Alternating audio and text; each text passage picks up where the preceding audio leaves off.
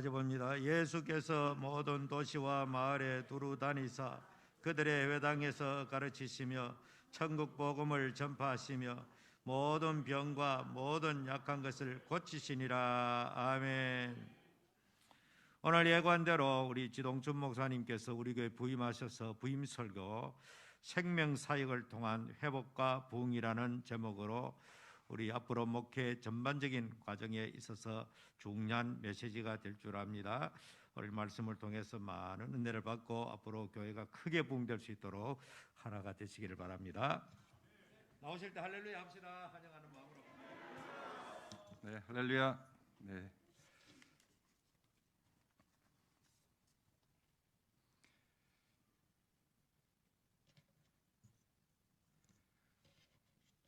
한 교회의 부목사로 있는 것과 한 교회의 이제 담임 목사가 되는 것은 교회를 향한 마음과 또 성도를 향한 마음이 천양지차로 다르다고 얘기를 많이 들었습니다. 이게 저보다 이제 한 발 앞서서 담임으로 가신 분들에게 물론 부목사로 있을 때도 마치 담임 목사인 것처럼 교회를 위해서 성도를 위해서 마음을 다해야 하죠. 그러나 담임인 것처럼 마음을 다하는 것과 담임이 되어서 그런 마음을 갖는 것은 역시 다릅니다. 담임 목사님께서 부교육자들을 교육할 때 담임인 것처럼 마음을 다하라는 말 안에는 어떤 의미가 있냐면, 담임인 것처럼 다하라는 것은 담임처럼 다하면 좋겠지만 그보다는 못할 가능성이 높다는 것을 이렇게 내포하고 있는 것이죠. 그러니까 그러한 목표를 부교육자들에게 심어 주시는 거죠. 그 목표를 갖고 그렇게 사역을 하라는 것이죠. 그러나 이 어려운 것을 해낼 때, 이게 사실 이제 부교육자인데 담임이 아닌데 담임인 것처럼 마음을 다하는 것은 사실은 굉장히 어려운 것입니다. 그런데 이 어려운 것을 해낼 때 하나님께서 길을 열어주시고 담임의 길을 맡겨주실 거라고 저는 이렇게 굳게 확신했었습니다. 지금까지 저의 큰 기도 제목 세 가지 중에 하나가 이것입니다. 그 두 번째 기도 제목인데, 부르신 곳에서 충성을 다하여 부르실 곳을 잘 예비하는 자 되게 하여 주시옵소서. 이것이 저와 이제 가까이 교제 나누시는 분들에게 기도 제목 뭐 있으세요? 서로 이렇게 물어보잖아요. 항상 이런 기도 제목을 말씀드렸습니다. 부르신 곳에서 충성을 다하여 부르실 곳을 예비하는 자 되게 하여 주시옵소서. 저에게 지난 8년간의 부르신 곳은 대구 동신교회였죠. 그러나 저는 알았습니다. 그곳이 저의 최종 목적지는 아니라는 것을 알았습니다. 단지 그곳을 최종 목적지인 양, 담임인 양 최선을 다해야 된다는 것은 알았습니다. 그것을 하나님께서 기뻐하신다는 것을 물론 알았기 때문이죠. 그리고 또 그런 마음으로 최선을 다했습니다. 몇 해 전에 여름이었는데 7월인가 8월이었는데 한참 뜨거웠을 때인데요. 희한하게 그 옆구리 쪽이, 엉덩이 옆구리 쪽이 이렇게 시원한 거예요. 이렇게 찬바람이 이렇게 싹 들어오는 듯한 느낌이 드는 거예요. 그래서 이상하다. 날씨는 막 36도, 37도인데 찬바람이 이렇게 싹 들어오니까 이상하다 싶어서 뭐 한 2, 3일 대수롭지 않게 여겼죠. 근데 계속 이어지니까 이게 뭐지? 하고 이렇게 유심히 살펴봤어요. 그랬더니 빨간 이렇게 포진 같은 게 이렇게 올라오는 거예요. 이렇게 땀띠 같은 게 이렇게 띠처럼. 제가 이제 의학 프로그램을 여러 해 동안 하고 있어가지고 척 보고 대충 알았어요. 아, 이 대상포진인가 보다. 그래서 바로 이제 병원에 가가지고 이제 의사 선생님하고 얘기를 하니까 맞다는 거예요. 대상포진이라는 거예요. 그래서 물론 뭐 약 일주일 먹고 바로 나왔어요. 괜찮았는데 저는 그때 이제 대상포진이 딱 왔을 때 되게 기뻤어요. 정말 기뻤어요. 사역을 하는데 대상포진 한번 걸려봐야지. 대상포진 한번 걸려볼 정도로 사역을 해야지 사역을 했다 어디 가서 얘기를 할 수 있지. 이런 마음으로 제가 대상포진의 포진을 빼고 대상으로 그걸 여겼어요. 그래서 어디서 누가 저에게 트로피를 준 건 아니지만 이건 정말 하나님께서 저에게 주신 대상이다라고 생각을 했었어요. 그 정도로 마음을 다해서 사역을 했습니다.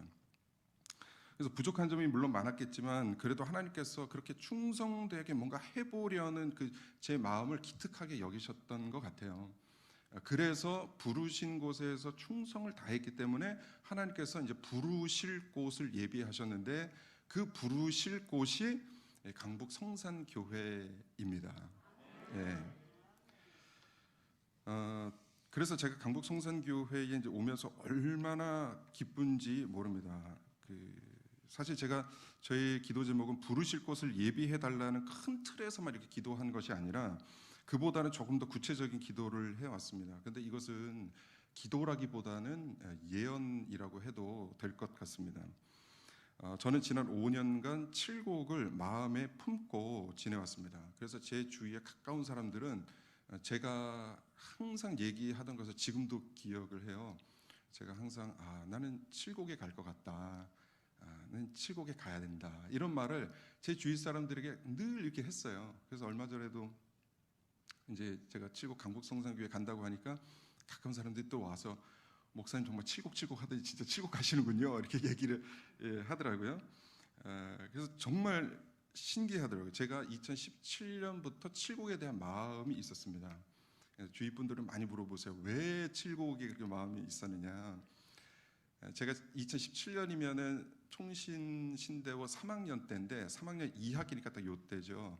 근데 이때 2학기 때 들었던 과목이 교회 개척과 복음 전도라는 수업이 있었어요. 과목 양현표 교수님이라는 분이 수업을 하셨는데 이 수업이 뭐냐면 실제로 이제 학생들이 전도사들이니까 전도사님들에게 당신들이 진짜 어딘가에서 개척을 해야 된다면 어느 지역을 선택해서 어떤 전략으로 교회를 세울 것인가를 한 학기 동안 연구를 해서 그것을 만큼 페이퍼를 내서 기말 과제로 내야 되는 그런 수업이었어요. 그래서 제가 한 학기 동안 내내 이제 준비를 하는데 제가 이제 신대원 다닐 때도 늘 몇 차례 얘기를 했지만 제가 신대원 다닐 때 이제 과제를 하고 공부할 때 늘 마음가짐이 하나 있었습니다.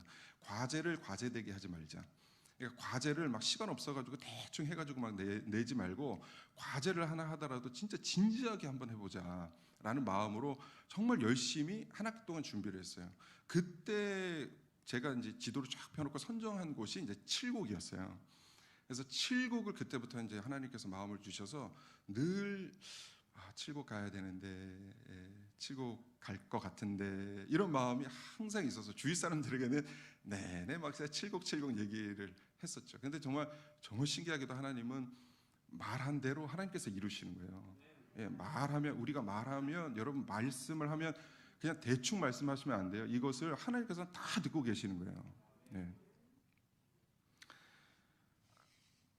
그래서 제가 이제 7곡의 마음을 딱 두고 이제 7곡에도 많이 놀러 왔었어요. 연고도 없는데 괜히 이제 아내랑 같이 드라이브도 이쪽으로 하셔서 한번 돌고 산도 저기 가산산성 쪽으로 7곡 지나서 가산산성으로 가고 얼마 전에는 또 함지산도 한번 올랐는데 잘못 올라가지고 이상한 길로 막 올라가서 뭐 고생도 하고 여기 와서 뭐 커피도 한 잔 마시고 하여간 자꾸 봐야 사람이 자꾸 보면 정이 들잖아요. 여러분 아직까지는 저를 낯설어 하실 텐데 자꾸 보면 이제 곧 정이 드실 거예요. 저도 이제 마찬가지일 것 같고 그래서 시간이 5년이라는 시간이 지나고 이제 기도의 분량이 차니까 신실하신 하나님께서 정말 말한 대로 계획한 대로 꿈꿨던 대로 이곳에 보내셨어요. 그래서 제가 이 자리에 서 있는 것이 사실은 제가 이 교회일지는 몰랐지만 이 예상이 다 됐던 거 이렇게 그 생각으로 계속 바라고 꿈꾸던 것이 현실로 이루어진 것이죠.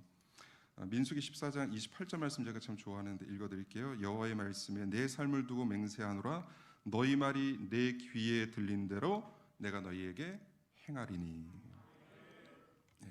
그래서 이것을 제가 저희 아이들도 있는데 아이들에게도 항상 교육하는 거예요. 말 함부로 하지 마라. 우리 둘째가 이제 사춘기여서 꼭 반대로 얘기하는 경향이 있어요 요즘에. 이런데 이렇게 반대로 얘기하면 그럼 반대로 얘기하면 안 된다. 하나님께서 다 들으신다. 하나님께서 들으시고 그대로 시행하시기 때문에 말을 조심해야 된다. 항상 긍정적인 말 해야 되고 감사의 말 해야 되고 순종의 말을 해야 된다. 여러분도 그렇게 되시는 우리 아름다운 강북 성산교회 한 분 한 분이 되시기를 주님의 이름으로 축복합니다.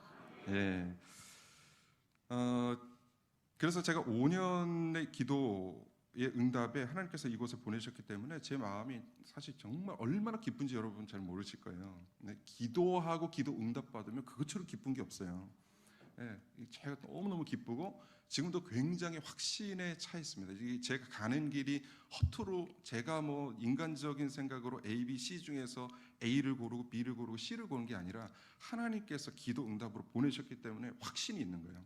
아, 이 길이 나의 길이다 라는 것을 확신이 있죠. 하나님께서 부족하지만 이 저를 통해서 어떻게 일하실까가 너무너무 기대되고 사실 궁금합니다. 그래서 여러분께서도 저를 보시면서 기대에 찬 눈으로 이렇게 보고 계시는 것 같은데 사실 저도 저에 대해서 기대를 합니다. 정확하게 말하면 제가 저를 기대하는 것이 아니라 이 부족한 저를 통해서 하나님께서 과연 어떻게 역사하실까를 기대하는 것이죠. 예. 하나님의 역사는 결국 사람을 통해서 일어나는데 여기서 중요한 것은 사람이 어떠한 한 사람이 특정인이 역사를 일으키는 것이 아니라 그 사람을 통해서 하나님께서 역사를 일으키시는 것입니다. 네. 사람이 아니라 하나님이 하시는 것이죠. 계속해서 하나님께서 어떤 역사를 하실지 저도 기대하고 우리 성도님들 모두 다 기대하면서 우리 한 발 한 발씩 전진해 나가시기를 주님의 이름으로 축복합니다. 제가 2주간 틈틈이 교회에 와서 우리 존경하는 홍동명 담임 목사님과 교제를 이렇게 나누는데 제가 참으로 감사한 것은 목사님을 뵙고 대화를 나누고 이제 집에 가는 동안에 내내 그 생각했어요. 와, 근데 이렇게 귀한 목사님을 일대 목사님으로 만날 수 있다니, 아, 이게 웬 축복인가 이런 생각을 했어요. 네. 우리가 지금 있는 곳이 여러분 양계장이잖아요. 안 보이시죠? 여러분은 지금 보이시는 게 아름다운 성전이잖아요. 그러나 시공을 초월해 계시는 하나님의 눈에는 이곳이 여전히 양계장인 거예요. 예.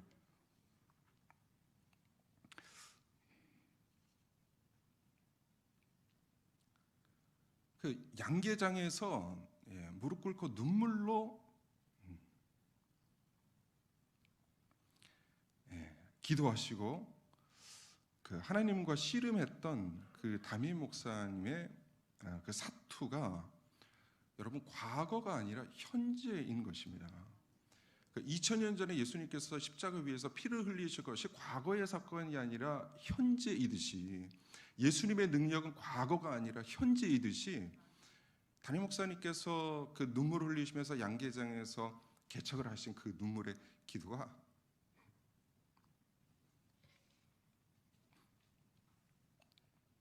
진정이 됩니다. 조금 있으면. 그게 과거가 아니라 여러분 현재입니다. 하나님께서 그걸 계속 보고 계시는 거예요.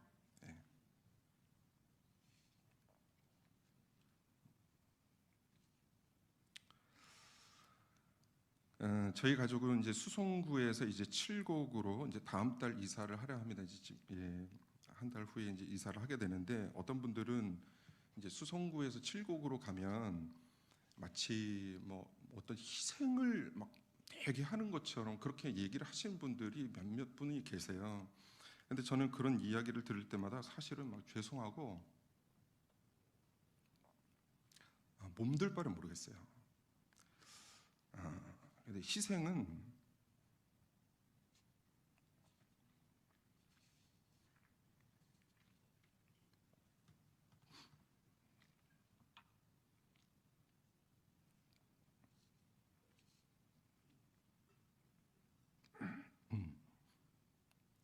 그런 데다 쓰는 게 아니에요.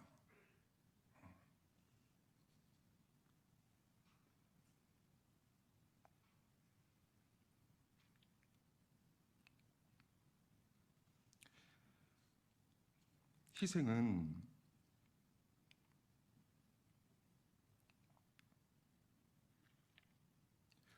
그러니까 가족을 데리고 양계장으로 들어가신 목사님에게 어울리는 말이죠.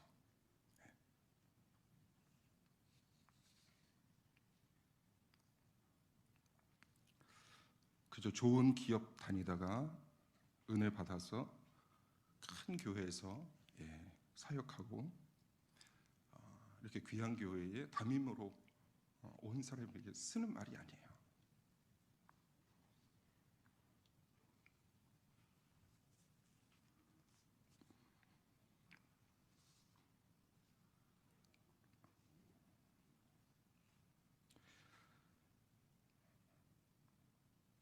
그런데도 불구하고 이제 목사님께서는 이제 대화를 나누는 중에 계속 물어보세요. 이게 큰 교회에 있다가 이제 작은 교회에 이제 오게 되니까 마음이 어떠냐, 사모의 마음은 어떠냐, 이렇게 여러 차례 이렇게 물어보셨어요.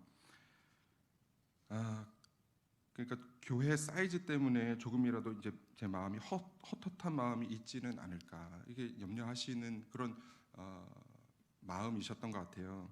근데 저는 한 번도 이 강북성산교회에 와서 이 교회가 작다라고 느껴본 적이 한 번도 없어요. 예. 또 목사는 눈에 보이는 현상, 눈에 보이는 그 일 그대로를 보고 그대로 해석해서는 안 되는 사람이죠. 예. 그러니까 우리 하나님은 영이시고 교회는 영적인 곳이기에 이러한 교회를 그 육적인 눈으로 바라보고 판단해서는 안 되죠. 우리 강북성산교회는 지금까지 하나님 앞에서 충성된 목사님과 함께 충성된 길을 걸어오셨고, 이제 목사님과는 비교할 수 없는 연소하고 연약한 저희지만 이제 그래도 충성되려고 몸부림치는 저와 함께 사명의 길, 주님께서 주신 사명의 길을 걸어가게 될 겁니다. 그러한 교회가 여러분 큰 교회입니다.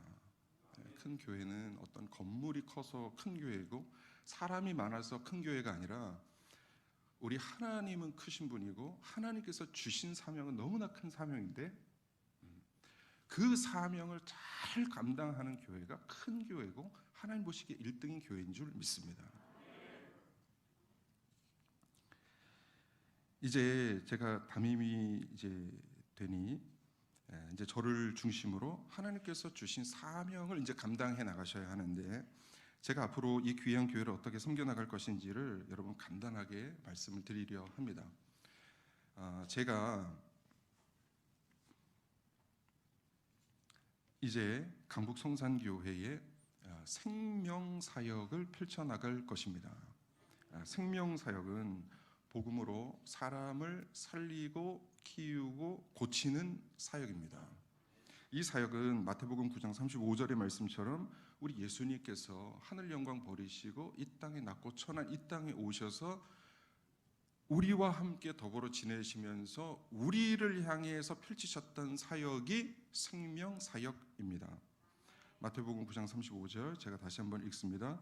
예수께서 모든 도시와 마을에 두루 다니사 그들의 회당에서 가르치시며 천국 복음을 전파하시며 모든 병과 모든 약한 것을 고치시니라. 그 예수님의 생명 사역의 핵심은 천국 복음입니다. 천국 복음으로 사람을 살리고 키우고 고치는 사역입니다. 여러분, 기독교는 복음의 종교입니다. 복음의 힘이 있고 복음의 기적이 있고 복음의 능력이 있는 것입니다. 여러분, 복음이 무엇입니까? 복음의 주인공이 누구십니까? 하나님께서 하나님의 본체시나 그 영광을 버리시고 이 땅에 낳고 천한 곳으로 오셔서 인간의 몸으로 성육신하셔서 인간의 죄를 사해 주셔야 되는데 어떻게 사해 주십니까? 구약 시대의 제사 제도의 제물이 된 것처럼 제물, 소, 양, 염소, 비둘기, 각을 뜨고 이 희생을 시켜서 죄를 사하지 않았습니까? 그것처럼 우리 예수님께서 어린 양이 되셔서 제물이 되신 것입니다. 그 목숨을 우리에게 주심으로 하나님과 우리와의 단절됐던 관계가 회복된 것이죠. 그리고 우리 주님은 죽음 무덤 가운데 머무신 분이 아니라 사흘 만에 다시 부활하셔서 지금 하나님의 우편에 앉아 계시고, 이제 그때는 알지 못하지만 초림하셔서 이 땅에 오셨던 그 모습 그대로 예수님께서 다시 한번 재림주로 이 땅에 오실 것입니다. 이것이 복음입니다. 그래서 생명사역은 이러한 복음, 그러니까 성경을 가르치고, 그러니까 우리가 보는 성경 창세기부터 요한계시록의 모든 성경이 무엇을 가르칩니까? 바로 예수 그리스도를 가리키는 것이죠. 그래서 이 복음, 이 성경을 잘 가르치는 것이 바로 생명사역의 핵심입니다. 그래서 생명사역을 베스트 사역이라고 하는데, 베스트라는 뜻이 아니라 BEST, 그러니까 B 바이블, E 익스포지션, S 스피릿, T 트랜스포메이션. 그러니까 성경을 익스포지션 잘 해석해서 여러분에게 좋은 양식으로 드리면 그 말씀을 통해서, 성경을 통해서 전하는 자나 받는 자가 스피릿, 성령을 통해서 역사가 일어나는데, 트랜스포메이션, 우리의 삶이 변화된다는 거예요. 그래서 성경, 하나님의 말씀, 복음이 우리에게 제대로 전달될 때 성령을 통해서 역사가 일어난다. 이것이 베스트입니다. 이것이 생명사역의 핵심입니다. 그래서 제가 앞으로 전개할 사역이 생명사역, 베스트사역, 말씀사역인데, 사실 이것이 여러분이 듣기에 용어만 새로울 뿐이지 홍 목사님께서 지금 37년 동안 그대로 해오신 사역입니다. 말씀 사역을 우리 목사님께서 너무너무 잘해 주셨잖아요. 그 말씀을 제가 이 사역을 그대로 이어가는 것입니다. 하나님의 말씀에는 능력이 있어서 이 말씀을 잘 전달하고 잘 이해하고 받아들이면 우리 교회에 놀라운 역사가 일어날 줄 믿습니다. 우리 각 가정에 놀라운 역사가 일어날 줄 믿습니다. 우리 개개인에게 하나님의 놀라운 트랜스포메이션, 변화, 놀라운 역사가 일어날 줄 믿습니다. 우리가 하나님의 말씀을 사랑하고 말씀에 순종할 때 영적으로 죽은 사람이 살아나고, 그러니까 천국 복음으로 사람을 살리고, 그 다음에 어린 영혼이 자라나고, 사람이 사람을 키우고, 그리고 병든 영혼이 치유되는, 사람을 고치는, 그러니까 천국 복음으로 사람을 살리고 키우고 고치는 사역이 생명사역인데, 이 사역이 이제 저와 여러분의 사역이 될 것입니다. 이러한 생명사역은 인간의 힘으로 하는 것이 아니라 성령께서 이루시는 사역인데, 그래서 생명사역은 성령사역입니다. 그래서 동신교회에서는 설교를 그냥 설교라고 얘기하지 않고 성령설교라고 이야기를 합니다. 성령설교. 제가 이 성령설교를 이제 돌아오는 수요일부터 금요일, 주일, 그리고 12월까지, 오늘 포함해서 제가 숫자를 세보니까 15번이에요. 15번에 제가 지난 8년간의 동신교회에서 그 설교를 한 것 중에서 베스트를 뽑아서 오늘 포함해서 15번의 설교를 할 거예요. 성령 설교를 할 텐데, 사실은 그 목사들은 이 한 편 한 편의 설교를 이렇게 보물처럼 여깁니다. 보물처럼 여기고, 때때로 힘들 때 설교문을 찾아보면서 스스로 은혜 받기도 하고, 그리고 이제 비상 상황이 되면 이 설교를 한번 이렇게 꺼내서 다시 이제 설교를 하기도 하고, 그래서 이것을 굉장히 아껴요. 이렇게 잘 안 써요. 이렇게 보물같이 이렇게 쫙 있다가 정말 필요한 곳에서 이렇게 쓰는데, 제가 12월 한 달 동안 이것을 대방출할 겁니다. 여러분에게. 그래서 대방출해야 되나 이렇게 생각을 할 때는 제가 속으로 이거 다 쓰면 이거 안 되는데 이거 어떻게 하나, 이렇게 좀 이런 생각이 있었는데, 우리 하나님은 파도 끝이 없는 생명의 양식을 주시는 생명의 근원이신 줄 믿습니다. 그러니까 제가 다 쓴다고 해서 저에 있는 모든 것이 다 방출되는 것이 아니라, 다 쓰면 하나님께서 또 다른 새로운 생명의 말씀을 주실 줄 믿습니다. 요한복음 7장 38절, 나를 믿는 자는 성경의 이름과 같이 그 배에서 생수의 강이 흘러나오리라. 그래서 하나님, 제가 다 쓸 텐데 하나님 새로운 것으로 또 채워주시옵소서, 이런 믿음으로 제가 합니다. 그래서 우리 집사님, 권사님, 장로님들께서 이제 하셔야 될 것은 무엇이냐, 이제 11월 오늘부터 말부터 12월까지 연말이니까 얼마나 바쁘시겠어요. 그죠? 그래도 모든 일정을 잘 조절하셔서 바쁜 일은 월요일, 화요일, 목요일에 하시고, 이제 수요일과 금요일과 주일에는 마음 같아서는 100% 참석하셔서 이제 12월 설교를 한 달 동안 계속 들으셔야지, 새로운 목사님이 저런 생각을 갖고 계시는구나. 우리 우리 새 목사님이 강조하는 것이 저것이구나. 절에서 목사가 됐구나. 이 알게 되실 거예요. 그래서 12월 한 달 동안은 저에게 시간을 주시기 바랍니다. 네. 아멘 소리가 좀 작게 느껴지는 건 그냥 저의 느낌이죠. 예, 저에게 시간을 허락하시기 바랍니다. 네. 그 생명사역에 대해서 한 가지만 더 말씀을 드리려고 합니다. 저는 그 생명사역을 동신교회의 권성수 목사님께 이제 배웠습니다. 저 혼자 자부하는 것이 있습니다. 다른 사람은 다 하는지 안 하는지 모르겠는데 저 혼자 자부하고 저 혼자 인정하는 것이 있습니다. 뭐냐면 권 목사님 밑에서 수많은 교육자들이 지나갔는데요. 지금도 한 40여 명의 교육자가 있으니까요. 권 목사님의 생명사역을 처음부터 끝까지 지켜본 사람은 제가 유일합니다. 권성수 목사님이 1999년 말에 동신교회에 부임을 하셨고 제가 2000년 초반에 이제 청년으로 등록을 했기 때문에 사실상 동신교회가 부흥하는 모든 전 과정을 지켜봤죠.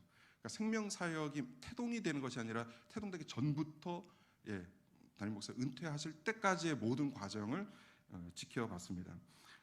그리고 특별히 성도의 입장, 집사의 입장, 전도사, 강도사, 목사의 입장으로 성도 입장과 교육자의 입장에서 지켜본 사람은 제가 사실은 유일합니다. 그래서 저는 동신교회의 생명사역을 단순히 그냥 이론적으로 습득한 것이 아니라 22년이라는 시간 속에서 실제적으로 이제 몸으로 부딪히면서 변화의 그 과정 속에서 체득하면서 몸으로 체득하면서 성장을 했기 때문에 이 생명사역을 이해하는 데는 다른 사람들과는 조금 남다른 위치에 있다고 스스로 평가합니다. 다른 사람이 인정을 하는 건 아니에요. 그냥 스스로 평가를 합니다. 제가 이해하는 생명사역이 하나 있는데 이 생명사역에 저는 한자를 더 붙입니다. 그냥 생명사역이 아니라 한생명사역이다라고 저는 이름을 붙입니다. 저만. 우리 주님께서 생명사역을 하시는 동안에 참으로 많은 무리들이 예수님께로 이렇게 모여들었습니다. 오늘 본문에도 모든 도시와 마을을 예수님께서 두루 다니셨다라고 말씀하시는데 두루 다니실 때마다 예수님은 외롭게 아니면 몇몇 사람들과 다니신 게 아니에요. 수많은 무리들이 예수님을 둘러쌌어요. 이렇게 움직이시는 거동하는 것조차 힘들 정도로 예수님의 주위에는 수많은 사람들이 있었습니다. 근데 예수님께서는 이 많은 무리들을 앉히시고 복음을 전하시고 때때로 오병이어라는 엄청난 기적도 일으키시면서 그들의 무리를 섬기셨는데 그러나 예수님께서는 그 바쁘신 가운데서도 주님을 찾아오시는 한 사람 한 사람에게 우리 예수님께서는 집중하셨습니다. 혈루병 여인과 대화를 하셨고 또 이방인 백부장의 딸을 살려주셨고 마리아와 마르다 이 가족과 함께 친밀한 관계를 유지하셨고 그래서 나사로도 살려주셨고 그러니까 예수님의 생명사역은 결코 군중사역이 아니었습니다. 군중사역이 아닙니다. 요즘에 자칫하면 이제 목사들이 위험하게 될 가능성이 뭐냐면 군중사역을 하는 거예요. 그러니까 성도가 너무 많으니까 한 사람 한 사람과 만날 기회가 없습니다. 그러니까 군중 사역을 합니다. 그렇게 하다가 끝나는 사역이 많은데 우리 예수님은 군중 사역을 하신 분이 아니십니다. 군중을 섬기시기도 하셨지만 한 사람 한 사람과 대화를 나누고 그들의 필요에 응하시고 그들의 고민을 함께 고민하시면서 한 사람 그 사역을 하셨어요. 한 생명 사역을 하셨습니다. 저도 우리 강북성산교회 성도님들 한 분 한 분을 제가 그렇게 알아가고 교제를 나누고 싶은 마음이 참 큽니다. 우리 장로님들과 몇 차례 회동이 있었지만 제가 우리 장로님들과 진짜 원하는 관계는 어떤 관계냐면 이 교회의 어떤 사역적인 것만을 막 얘기하는 그런 관계를 저는 원하는 것이 아니라 우리 장로님들 한 분 한 분과 대화를 나누면서 우리 장로님들이 어떠한 하나님을 만나셨는지 어떠한 은혜의 여정을 거쳐 오셨는지 저는 그게 사실 더 궁금합니다. 우리 권사님들도 이제 교회에 또 일을 하시랴 사역으로 얼마나 바쁘십니까? 지나갈 때마다 권사님 너무나 음식 잘 먹었습니다. 수고 많으십니다. 이렇게 일적으로 얘기를 나누는 거 말고요. 저는 우리 권사님들이 하나님을 어떻게 만나고 계시고 어떻게 은혜 속에서 거하고 계시는지 저는 그게 사실 궁금합니다. 그 교제를 나누고 싶은 거예요. 우리 집사님들과 모든 성도님들과 마찬가지입니다. 우리 교회가 앞으로 주님 안에서 주님께서 은혜를 주시면 부흥을 할 텐데 제가 지금 너무나 하고 싶은 것은 뭐냐 하면 이 교회가 막 부흥이 돼서 막 사이즈가 커지고 그게 아니라 제가 정말 하고 싶은 것은 우리 강북 성산교회라는 한 울타리에서 한 가족으로 만난 우리 한 분 한 분과 교제를 나누면서 주님의 사랑을 서로 나누는, 한 형제와 한 자매로 나누는, 그리고 그 고민을 함께 들어보고 함께 고민하고 함께 기도하는 그런 관계가 되기를 소원하고 제가 꿈꾸는 것이 바로 그것입니다. 그것이 바로 한 생명 사역입니다. 우리 교회는 앞으로 생명 사역이라는 가치를 구현하기 위해서 이제 달려나갈 것인데 이 미션, 이 생명 사역이라는 이 미션을 잘 감당하기 위해서는 우리 교회의 정체성을 세워가는 것이 참 중요합니다. 강북 성산교회는 어떤 교회예요? 주위에서 물어보면 어떤 교회라고 여러분 대답하시겠어요? 각자 뭐 여러 가지 말씀을 나누실 수도 있겠죠. 그러나 이제 저와 이제 함께 하시면서 이제 2대 담임 목사와 함께 하시면서는 이제 이러한 정체성도 하나로 이제 통일이 돼야 되는 것이죠. 제가 세 가지로 정리를 했습니다. 이 교회에는 이 세 가지가 너무나 중요한데요. 사실 이 세 가지가 있으면 교회는 살고 없으면 죽습니다. 우리 교회 공동체는 첫 번째는 예배하는 공동체입니다. 예배하는 공동체입니다. 두 번째는 교제하는 공동체입니다. 교제. 세 번째는 전도하는 공동체입니다. 저는 이 세 가지의 목숨을 겁니다. 예배, 교제, 나눔, 전도입니다. 이 세 가지입니다. 첫 번째 예배, 하나님과의 교제입니다. 이것이 없으면 교회는 사실상 아무것도 아닙니다. 예배가 제대로 올려지지 못하고 예배에서 딴 생각하고 있으면 여러분 예배가 아닌 것입니다.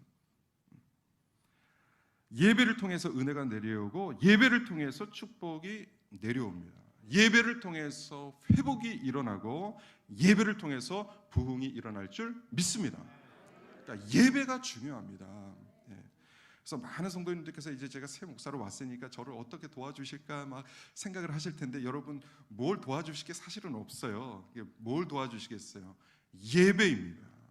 제가 예배를 인도할 때 여러분이 앉아 계시고 수요 예배, 금요 예배, 주일 예배 제가 말씀을 전할 때 나름 또 제가 정성을 다합니다. 정성을 다해서 음식을 대접할 때 여러분 음식을 대접할 때 누군가가 이게 드시면서 대충 먹으면 얼마나 하는 사람이 찐맛이 없습니까? 그죠? 정성을 다할 때 여러분께서 그것을 잘 섭취해 주시고 은혜를 받으시면 그것만큼 목사에게 도움이 되는 게 없어요. 큰 힘이 되는 것이 없습니다. 예배가 중요합니다. 두 번째는 교제입니다. 하나님은 인간을 교제하는 존재로 만드셨습니다. 여러분 한자를 보시면 사람 인자 아시죠? 사람 인자가 이게 아니고 이거잖아요. 사람은 사람과 사람이 이렇게 교제하게 돼 있는 거예요. 의지하게 돼 있는 거예요. 전도서 4장 12절 말씀, 한 사람이면 패하겠거니와 두 사람이면 맞설 수 있나니 세 겹줄은 끊어지지 아니하느니라. 그래서 성경은 불변의 진리이기 때문에 이 말씀에 근거하면 이 교제가 없는 교회는 곧 문을 닫게 되어 있습니다. 한 사람이면 패한다고 말씀하시잖아요. 그러니까 신앙생활도 혼자 서 있으면 패한다고 보시면 됩니다. 두 사람이면 할만한 거예요. 맞설 수 있는 거예요. 그러나 세 겹줄이면 끊어지지 아니하는 줄 믿습니다. 그래서 많은 교회들이 코로나 때문에 문을 닫았다고 하는데 사실은 코로나 때문에 문을 닫은 것이 아니라 코로나 때문에 성도 간의 교제가 단절됐기 때문에 교회 문을 닫는 것입니다. 그 교제가 너무너무 중요합니다. 그래서 제가 앞으로 강조할 것이 교제입니다. 성도의 교제, 사랑방 교제, 소그룹 교제, 이것이 너무너무 중요합니다. 그래서 사람도 마찬가지예요. 세포 하나하나가 건강하지 못한데 온전한 지체를 이룰 수 없듯이 건강할 수 없듯이 소그룹이 건강할 때 교회는 건강해질 줄 믿습니다. 그래서 제가 교제를 굉장히 중요하게 생각합니다. 이제 교제에 대해서는 앞으로도 또 제가 설교할 기회가 많을 것입니다. 세 번째는 전도입니다. 예배를 통해서 은혜가 내려오고 교제를 통해서 이 은혜가 폭발적으로 성장합니다. 다시 한번 말씀드릴게요. 예배를 통해서 은혜가 내려오고 교제를 통해서 이 은혜가 강화됩니다. 강력해집니다. 그런데 이 내려온 은혜 그리고 강력해진 은혜를 여기서 이렇게 내 것으로만 계속 갖고 있잖아요. 그럼 여기서 이제 문제가 발생해요. 아무리 깨끗한 물이라도 흐르지 않고 고여 있으면 분명히 썩습니다. 그래서 하나님의 은혜가 내려오는데, 하나님의 은혜가 내려오고 증폭이 되는데 여기서 흘려보내지 않잖아요. 그럼 이것이 화가 되는 거예요.